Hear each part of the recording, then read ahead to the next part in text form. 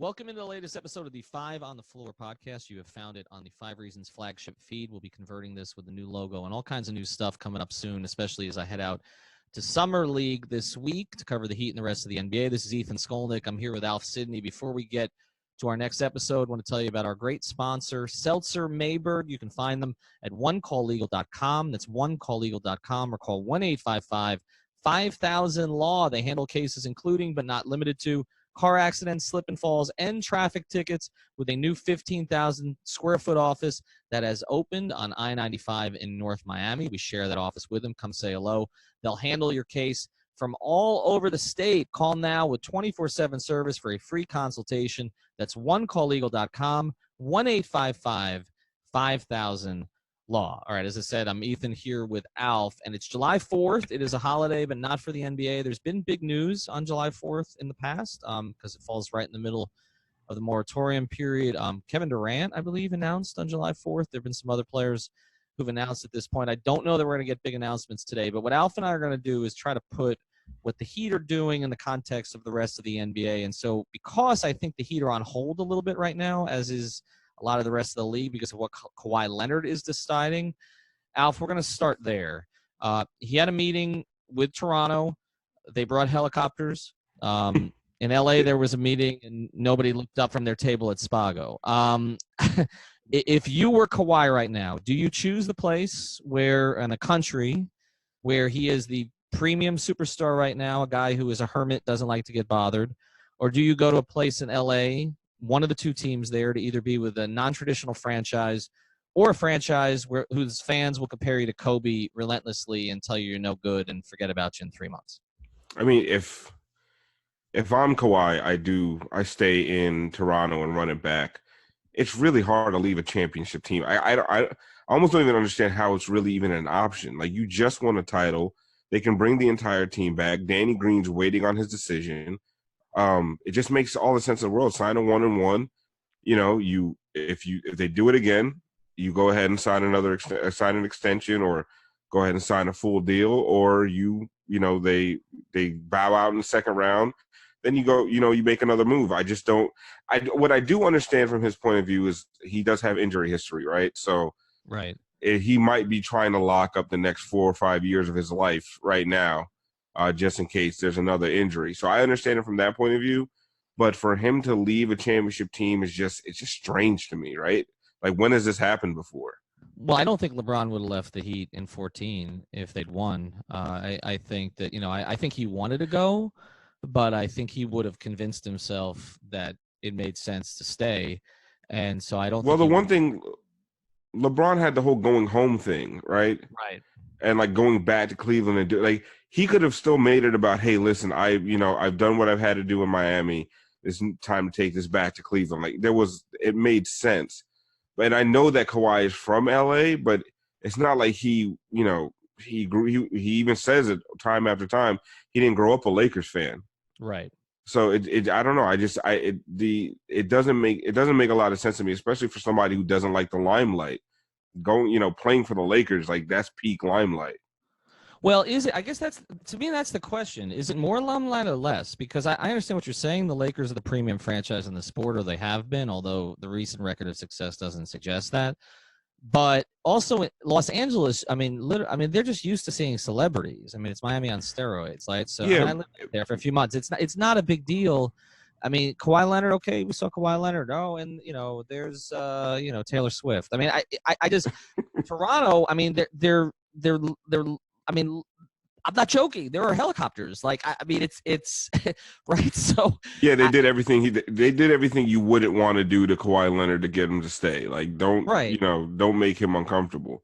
But I'm not talking about just like locally. Like, not that he can't go have a meal. I'm talking about every single day on SportsCenter. The constant media pressure that comes with playing with LeBron James, and not to mention playing with LeBron James, you get blamed when they fail. And you get none of the credit when you win. That's one of the reasons there's a lot of stars that don't want to play with him, because you don't get the credit and you get all the blame. The only guy who escaped that in a lot of ways was Dwayne. It was because his history here was already secure. But even some of that, it was if Dwayne was healthy, this would be easy for LeBron. And then, of course, the Dwayne was carrying him in the 2011 finals, and he was the one who failed. And that's the only time he really got specifically blamed for anything. Yeah. Down here is for a performance standpoint. To me, I'm rooting for Toronto for a lot of reasons. One, I love the city, and I love the way they've embraced the game, and I really like people in their front office, and I like the way they handle the media. There's a lot of things about the Raptors I like, but the biggest thing is this decision to me will dictate, how compelling the season is. Like you said it, like if he goes to the Lakers, it's ESPN Sports Center 24/7. They've all sort of, Rachel, Bryan, they've all kind of relocated out there anyway.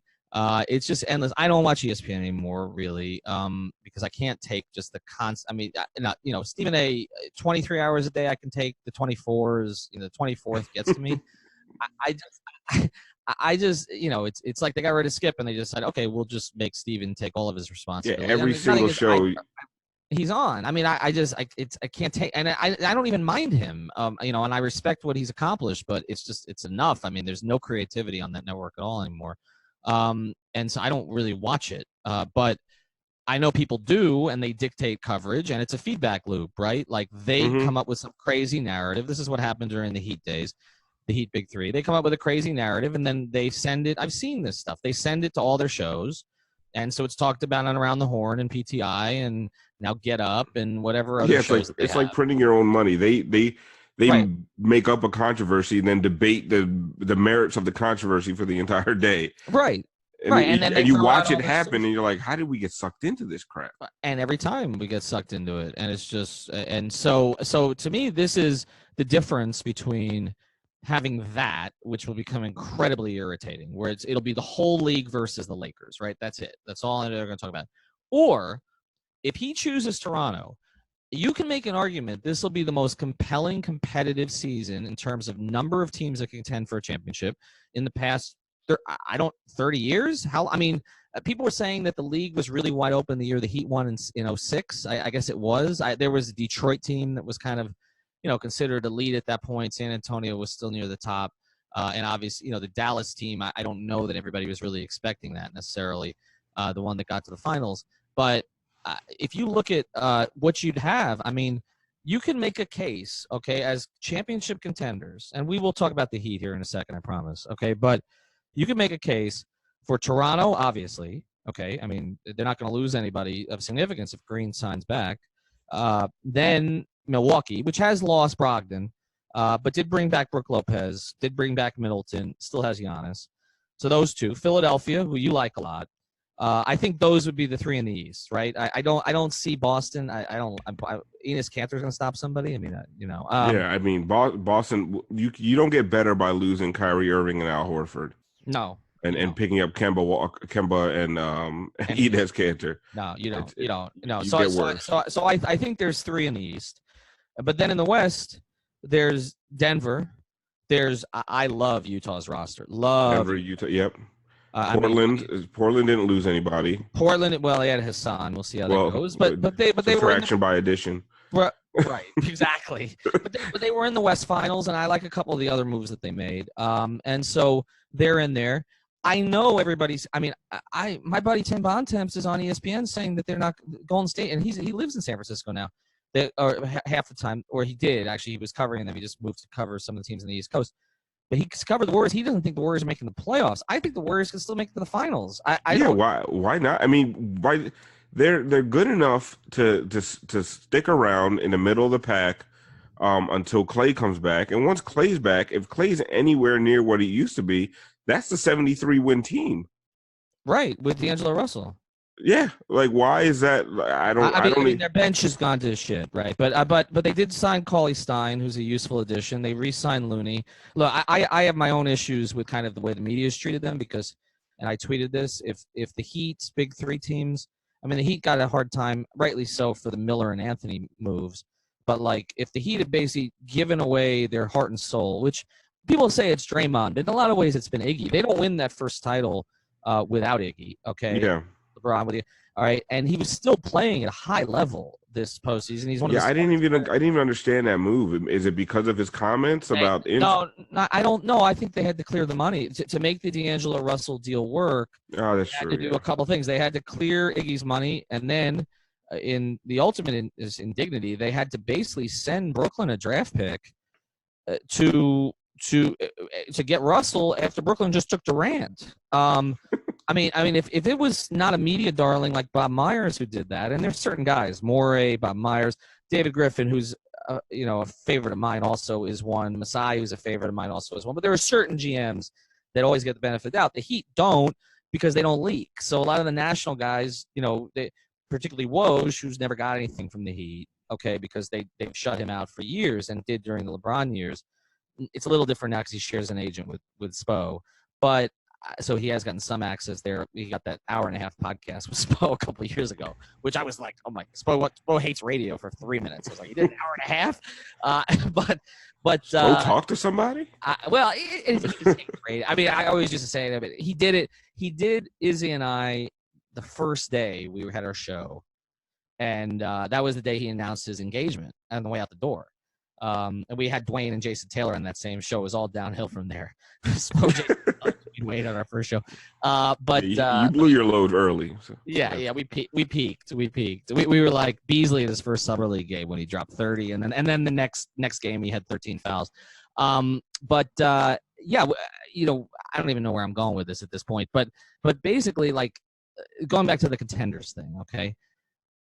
We just named 5 or 6 in the West. I mean, Houston also, I hate what they're trying to do, but they still have Harden. And OKC, I mean, as long as they have Westbrook and George, like, if they could figure things out, like, I don't think it's crazy to call them a contender. I don't think they're a serious contender. You're talking like 8, 9, 10 teams that have a real shot at it. And then, of course, the Lakers would too, with LeBron and Anthony Davis and whatever other, and they're adding Kyle Korver, it looks like, and they're going to add some useful pieces and some shooters this time. You got to see what I don't even understand. I don't know how they fill out the rest of that roster, but yeah, it is. They do. I mean, you have LeBron and Anthony Davis, you have a chance, right? They'll find enough on the trash heap that they'll be in contention. I mean, you don't think LeBron will stay healthier this year after he knew he had no chance last year, right? Like, we know when LeBron doesn't feel he has a chance, he checks out a little mentally, and kind of what happened that first year in Cleveland where he took the 2 weeks in Miami. If he thinks he has a chance this year, he's got Anthony Davis. Like, he has a chance. Like, so you're talking, I just named the 10 teams that to me, all of them have a chance to be really good, but none of them have more than 2 stars, right? Like, legit healthy.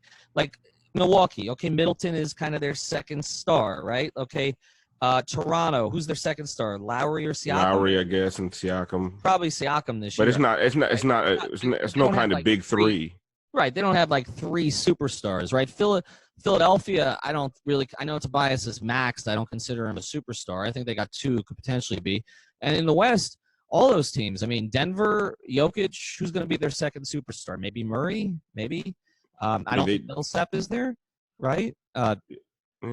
Utah, Gobert and Mitchell. I mean, Conley's really good. He's not a superstar. So what I'm saying is this whole paradigm, and in Golden State until Clay's back, don't have Steph and Draymond, right? And D'Angelo, whatever you think he is, but I don't know that he's at, he's proven himself at quite that. I mean, he's done it 1 year. So to me, this is fantastic for the NBA fan. If Kawhi goes back to Toronto, it's fantastic. The only people it's great for if Kawhi goes to the Lakers is ESPN. That's it. It's going to be totally infuriating. It's going to be the whole league against the Lakers because they put everything in the context of one team, like they do in baseball with the Yankees, okay, or they do in football with the Patriots, okay? And so I am rooting hard, like harder for anything else for this than anything else this NBA offseason that Kawhi says he's gone back to Toronto. And fine, 1-1, whatever it is. But I just think it'd be a great freaking season. Like I had it at the Summer League and that's happened. And you start talking to people and all the teams that feel they have a chance at the beginning of the year.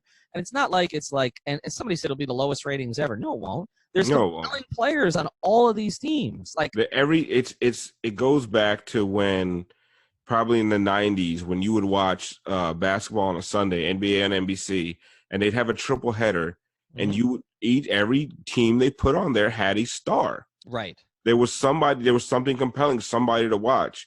It was Bulls versus Knicks, Rockets versus the Suns. It was just, Barkley, Olajuwon. There were stars everywhere. Right. Right now, I mean, there's a lot of teams you put on a Thursday night, the past few years where you're just watching. I mean, you're watching the Suns and you're watching the Kings, and you're looking for stars. You can't find them. No, and some of these younger teams have developing stars. Like Trae Young is a developing star. Luka is a developing star. Like there are players you want to. I mean, even Sacramento. Like I want to watch Bagley this year. I want to watch De'Aaron Fox. Like that. I think the league is in a really good position if Kawhi goes to Toronto. I just if they go, but the ratings will probably be higher if he goes to LA because it's going to be all focused on that. And I get it. That's what it's ultimately about. But it'll be infuriating to me. All right, so let's go to the Heat now. And sort of there where they are, because I'm not naming them as a championship contender, but they have a star. He's not a mega star, but they have a star in Jimmy Butler. We've seen this past week kind of what's happened since our last podcast. Dwayne officially welcomed Jimmy from China. I don't know this whole big head thing they're doing. Then Josh Richardson was at the Pro-Am, which you guys were there, a bunch of you guys. Yeah. And Josh got a nice ovation from the fans, which was nice to see. Which he deserved, and I thought his outgoing Twitter message, Instagram message was typical Josh, like very, very classy. I hope he does really well there. It's a little infuriating to me that suddenly he's become this elite 3-and-D player in the eyes of national media. I'm not mentioning Zach Lowe, who watches the tape and thought he was anyway, but I'm talking about some of these other national guys who are, Josh is this great find, and I'm like, where were you the last couple of years? Like, yeah, the bias is real. The bias is real, but I'm rooting for him. I think it is, as we've talked about, a great fit. He's a fourth option. I mean, I think he can be a third on a good team, but as a fourth, he's perfect. He's going to fit in great up there. They're going to love him in Philadelphia. He plays hard. It's a great fit for him. And so we've seen he's out the door. We see that there's no Dragic trade yet. One of the reasons we want to start with Kawhi is because, the Dragic trade may be dependent on that. Because if the Lakers don't get Kawhi, then all the reports are that they're going to move themselves to Goran. I know LeBron respects Goran's game. I don't think they're a great fit together, to be honest. But neither do I. But they need somebody. I mean, right. Look, what's the left? There's not a lot left. No, at point guard, there's really. I mean, and remember, it's not just Ball they traded; it's Hart also. So they don't really have anything, which means that, to me, what does that mean? Okay, it means you're putting the ball in LeBron's hands all the time, right? And the Heat was trying to get away from that 5 years ago. Not that he can't do it, but he's in his mid-30s now, and the whole plan for the Heat was to put him in the post more often and let him play sort of point forward up there. And there's times he's done it, other times he doesn't. It always, sort of goes back to the ball in his hands. But that's not at this stage of his career where he's going to be most sort of durable. LeBron can't be playing high 30s, for 82 games anymore. No, like that has to stop. And you look at that. I mean, first of all, they have a shell of a team. They don't even really have a team. And if they strike out on Kawhi, all signs point to them picking up Goran, because what else is out there? But my thing is, I understand that the Heat will get the cap relief, but what are they getting back? I mean, do you think the Lakers would throw in a first or second round pick? It's hard to know what the Lakers are going to do because I don't know who's running the Lakers, right? So, I mean, is Pelinka running the Lakers? Is Genie running the Lakers? Is LeBron running the Lakers? I mean, if it's LeBron and Rich Paul running the Lakers, which is what it seems to be right now, then they'll give up whatever picks you want because he doesn't care. Yeah, because they don't care about the future of the franchise. There in 2-3 years, he doesn't want to groom those guys anyway. Look, it's very likely Rondo's going to end up back there. It seems like there is some rapport with him and LeBron. Again, he's another guy who he's never really later in his career, he's kind of just become this thinking man's type player, but he's never been a great shooter, which is one of my concerns with John Wall, who we're going to talk about in a second, as guys age at that position. I mean, Goran is a plus shooter, and he can shoot, he can shoot off the ball. he'll get lost in the corner a lot with LeBron and be standing there waiting for it, because we saw that with Dwayne, and LeBron is hyper Dwayne in that regard. So Yeah. like now, I mean, LeBron will try to find him, but LeBron likes sort of finding bigger players, okay, and all the rest of that. And working with the small guards has sometimes been a little bit of a challenge for him. I think it likely will happen, but I'm with you. I don't see that. I don't know why people, other than, like you said, the cap relief, if you're making another move now, I don't know why the Goran contract has been framed as this negative thing. He's in the last year of his deal, making $17 million. When he's healthy, and that's been a problem lately, but when he's healthy, he gives you 17 and 4 or 5. He shoots 36 to 38% from three. I don't. He's a great locker room guy. See, at this point, why is there this rush? I'm not saying that you don't do it if there's something else out there, but I don't know. Like, is it just because people are worried Justice isn't going to play point? Like, is that the only? Is that no? I think people want to get off the contract, and I think that's just a mistake. What I do see, and this is something that Barry Jackson pointed out, they have to they got to shed I think it's 16 million, the amount of Ryan Anderson's contract, or they're going to have to stretch him. Right. And if they have to stretch him, that's 15 million. It's $5 million a year over the next 3 years. That puts $5 million against your 2021 salary cap, the year when you're trying to clear space. So I think when you're looking at it, people are saying the most viable trade option they have is Goran. But I look at it and I say, once Kawhi's made his decision, and let's say a lot of people do see the league as wide open, I don't understand why there wouldn't be a market for a trade for JJ, for Dion, for even Kelly. So I think it's going to be more than just Goran that's going to be impacted by Kawhi's decision, because I think especially Dion, I look at that contract and I say, man, like, if you need a scorer off the bench, or you're just lacking at shooting guard, because shooting guard is probably the weakest it's ever been in the NBA, and there's a guy like Dion who can get you points for 2 years at $24 million, why wouldn't a lot more teams jump on that? Unless they don't think the ankle's right, or the attitude's right. Now, the attitude, I think, can be reshaped with him for a period of time. The ankle, is he 100%? I think that would be one of the questions. I think there'd be some teams that look at that. Well, let's look at those players, okay, because you mentioned all of them, right? So there's two different things to look at. First, I mentioned 3 championship contenders in the East. Now, if there's only 3, it means that the Heat's upside could potentially be a 4 seed this year, right? And so, because I don't see another team in there, because Indiana, I know some people like some of the things they've done, but they also lost some pieces, man. Like, I like Brogdon. Collison was useful for them. They don't. Thad Young's gone. Like, they had some parts I thought that were decent parts for them that are not there. I mean, it's all dependent on Victor. But I don't know. And I also think they way overachieved last year. They did. I thought McMillan did a fantastic job. There's a lot of questions about whether their front court can really play together going forward. Like, are Sabonis and Miles Turner really the best fit? They've lost Tyreek Evans. I know that was not considered a major thing, but he gave them some scoring off the bench. I don't know. I don't know that I look at Indiana and I say that's a 50-win team. And I don't think Boston is either. So if we're saying that the Heat, if they just tweak this thing, if they don't make major changes, then get into the high 40s, I mean, they could be a home court seat in the Eastern Conference. Look at the rest of the conference. Like, okay, no, I believe that too. I mean, we're discounting the Nets right now. We are, but okay, how much better have the Nets really gotten? I don't think much. I think after this year, they're going to take off. I mean, in the 2021 season, but this year, just taking out D'Angelo Russell, adding Kyrie gets you how many more wins? I mean, how healthy is Kyrie going to be? And who knows, right? How well are guys going to play off of Kyrie? How frustrating is it going to be with some of the young guys? Look, I like Jared Allen a lot. I thought that was a great draft pick at the time. I like LeVert, when he's healthy, and he got back healthy at the end of last year. But I looked at their bench, and I'm not overwhelmed. And I'm a big Joe Harris guy, okay, and I covered his rookie year in Cleveland. He's a great kid, and he's made himself a player.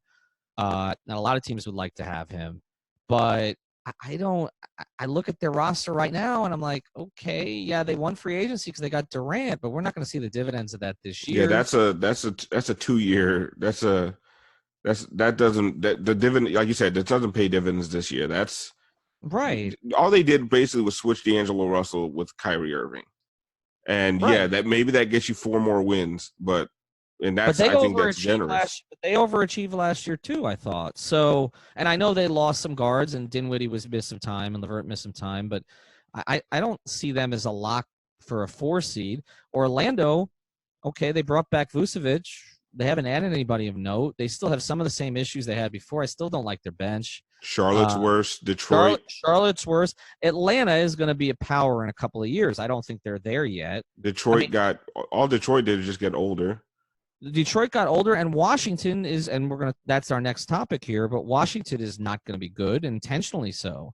So, I mean, the Heat are going to win their division. You realize that, right? Like, I mean, yeah. I know it doesn't mean anything, but look at the division. Charlotte, Atlanta, Washington, Orlando. The Heat are going to win the division. Now, so I that's why I'm saying, like, okay, if you look at these players, okay, you mentioned Olynyk, James Johnson, Waiters, and Dragic. Dragic is still the best player of the 4 of those. It's not close, right? Yep. Right? But I guess who is the player that would be most useful to the current roster? Is it Kelly? I'd say Kelly. Definitely Kelly, just because the power forward / center position, it feels like there's a lot there, but there's also, I mean, you have to find guys that can play with Bam. Mm-hmm. And the guy that plays with Bam the best is Kelly when you talk of that front court. So, yeah, Goran is still the best player, but who fits the best with the team and makes the team better right now, it's probably going to be Kelly Olynyk. But I said this when I appeared on Heat Beat the other day, and I said, does Myers Leonard kind of make Kelly expendable? I know he's not as good as Kelly, but he does some of the things that Kelly can do. He's cheaper, and he's an expiring deal. Right. So is it worth getting off of Kelly's? What's Kelly at, 12 million? I think he's at 13, yeah. But 13 million. So he's in the 12 to 14 range. So Myers Leonard slightly cheaper, expiring, and can do some of the things that Kelly does. Does that make Kelly expendable? Well, I think that they've given themselves options, right? I mean, to me, the James Johnson one is the least bang for the buck right now, and and it's hard for me to see, like, if you have James Johnson, if you have Dragic and Winslow, and you have Jimmy who's going to handle a lot, then what is the purpose that James Johnson is really serving? He was a horrific rebounder last year. When he started power forward, there was a stretch where he was not generating more than 2 or 3 rebounds a game. I mean, that is hard to do, okay? Yeah, just so by virtue of being out on the floor for that many minutes. It's just going to bounce in your hands. I mean, so he was generating nothing from rebounding. He's a minus 3-point shooter. So what are his positives? Okay, he's a physical defender. They just added Jimmy, who's going to take the biggest assignment, and they still have Justice. So they have 2 of those guys, and I think Derek, provided he's here, is going to give you that length against guys. So they have 3 guys, and now we'll see what KZ is, but they project him that way too, right? So I think when you're looking at all that, I don't know really what James Johnson's role is, but I also think he's the least valuable to other teams of the 4. I mean, Kelly, I think a lot of teams can see a role for in the modern NBA. Dragic is still a really good player, and so there's that. And Waiters, as much as you know my feelings about his game, I do see what you're saying. The teams will look at him as a Jamal Crawford type. Yeah, it's 6-man. He could still score. Right, exactly. And his shooting the second half of the season was solid.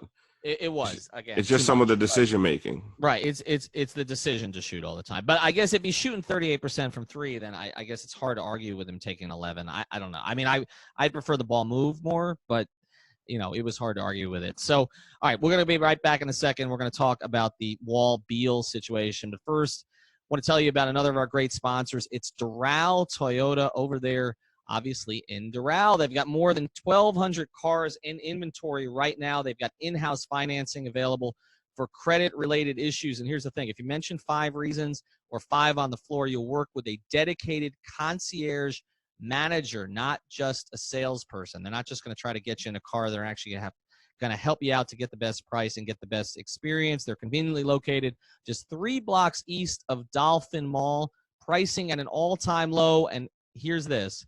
They'll beat any other Toyota dealer price. So go to another Toyota dealer if you want. Go to Doral Toyota. Mention 5 reasons of 5 on the floor. You're going to get great service, and you're going to get the best possible price. So check out DoralToyota.com. That's DoralToyota.com. And also, when you come see them, ask for the friends and family department. All right, let's get to the biggest topic. We saved it for last year.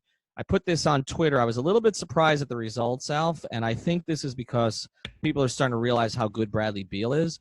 But I said, would you take John Wall back in a deal if you could get Bradley Beal? I didn't mean to rhyme. No Dr. Seuss stuff here. And 63% said yes. Now, some said my poll. 63% of them are wrong. Well, I know you're going to say that. Now, a lot of them said my poll was crappy because they said it matters. Like, okay, what are you giving up, right? In addition, like, are we dumping contracts? Okay, are we giving up Justice and Bam and all the rest of this? Give your view on this, and then I will give mine. Okay, so I got John Wall's contract up right now. Next year he makes $38 million. The year after that, $41 million. The year after that, $44 million. And now 2022, he's at $47 million, right? For an explosive point guard who just came off an Achilles injury. It would be the most irresponsible thing possible to put to anchor your team with that contract. $47 million. What? Let's say first of all, Bradley Beal supposedly doesn't even like playing with John Wall, right? So now you're bringing John Wall over to, huh? He does not. Yeah. So, I know they've pushed those rumors to the side, but it was. So now you're going to be asking Beal to sign an extension to stay to continue to play with John Wall, making that much money. How can you convince Beal that you're going to be able to improve the team when him, Jimmy, and John Wall are going to be taking up the entire salary, the entire salary cap? It just doesn't make sense. So I understand the yearning for people to get another superstar on this team. And I understand what John Wall was before the injury. And that would actually be a very, very good team if John Wall was healthy. John Wall, Bradley Beal, and Jimmy Butler is a really good big three. But John Wall isn't John Wall anymore. And now you're basically saddling yourself with almost $50 million in 2023. Like, come on. Like, it's just irresponsible. It's just not the smart move. You can just sit tight, and then in 2021, when you have room for 2 max players, go after Beal then. It just doesn't make sense to do that right now. I don't think it makes you good enough for the sacrifice. And then if you are even thinking of giving up an asset, like someone was arguing with me, oh, you're probably going to have to give up a first-round pick in either Justice or Bam. You have to be out of your bleeping mind if you think that the Heat would do that. And if the Heat do that, they're out of their mind. The entire benefit to Washington is to get those contracts off their books so they can reload, they can restart and just, basically tank and restart the whole thing. You're not giving them draft picks to take on that albatross of a contract. It's insane. Yeah. So here's where I come down on this. So I'm not a fan. I'm not a fan of it. If you, I agree with you for the most part. I'm sort of a John Wall stan. Always was. I think part of it is I thought he got such ridiculously unfair criticism, which to me was, let's just use the word tinged a little bit. Colin Cowherd and some of this stuff about John Wall and the way he danced or didn't dance and all the rest of that stuff. I would come to John Wall's defense quite a bit because when I did talk to people in Washington, and I know some people in that front office, and they would say that, John was trying to be a good leader and look at the situation he was put into in early screen. I mean, John Wall, his first couple of years, here's some of the players that were on his team, okay? Andre Blatch, JaVale McGee, Nick Young, and Jordan Crawford. That was the core around John Wall in Washington. And you want to know why he had trouble leading, okay, early on in his career? I mean, it was like Knucklehead Central, right? So yeah, they're not right. Okay, so they're not winning Family Feud. I have a lot of respect for what John Wall became as a player and all the rest of this. My concern is not just the contract, which you're right is just ridiculous, okay, but it's the other thing you said. It's John Wall was a player whose success was always going to be based on his explosiveness. He's never become a plus range shooter. It's not something. He's not good at it. He hasn't wanted to do it much. He was a mid-range shooter at best. His percentages got worse the further he went away from the basket. I mean, he's an unselfish player, although some will tell you he's got some Rondo in him, which is basically like it's the pass for the assists, not the pass that leads to the pass that leads to the assists. The hockey assist, he's all about, the assist itself, okay? And so he would rack up these assist numbers. But they also had some playoff teams where he was the best player. And I have a lot of regard for him. But, I mean, he's just – I don't know what he's going to be. I mean, Achilles injuries are pretty much, Boogie Cousins is an example of this too, although Boogie plays a position where it's easier to come back from, I think. But, we saw what it did to Kobe. We saw what it did to Neek. I mean, Achilles injuries are death to explosiveness for NBA players, or they have been. ACL tears, we've shown, now it's 4 to 6 or 4 to 7 months instead of, 11 to 13 months, and you can come back and be relatively close to the same player. In some cases, some guys come back stronger from that. But Achilles injuries is not the case. And so I don't know how bad he wants it anymore. And so there's a lot of concern there. I love Bradley Beal, but I can't make this trade. I'm with you. I've thought about it the last 24 hours. You just can't do it. I think Wall would be really good in the Heat culture if he's healthy. I don't know when that's going to be. And like you said, I don't think the rumors about him and Beal not getting along were exaggerated, because that was loud stuff at the time. I mean, it was. I mean, the only time they seemed to ever come together was there was this whole debate. My first year covering the Cavs, 14-15, who had the best backcourt in the Eastern Conference? You remember this? It was Kyrie and Dion were claiming it was them, and they didn't like each other either. And Wall and Beal were claiming it was them, and that was like the only time I saw Wall and Beal connected in any way. So I just I don't think you can do it. I would be more in on a short-term deal for DeMarcus Cousins at this point than I would be for taking Wall to get Beal. I just don't think you can do it. Yeah, I understand. I understand the attraction there, but it's just, to me, it's just completely irresponsible. It's, it's you hit, you got 18, and you hit again, hoping to get 21. But I'm going to Vegas tomorrow, Alf. Don't tempt me. Yeah, listen, don't hit on 18, right? You heard about the hit on 18. Don't do that. I've hit on 17 before, but that. Listen, I don't care if it is, the deal is showing the king. Just. I don't. Don't give me any ideas. I had a good run at Hard Rock the other night, but yeah, look, I'm with you. I thought Barry's report was interesting, that he said there are some in the Heat front office that are coming around to the idea. Now, we've talked about how many sort of cooks there are in this kitchen. There's one guy who gets credit for the meal.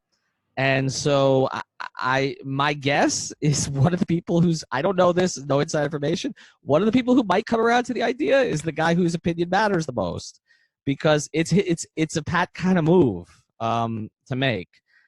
The guy that's also probably not as worried about 2023.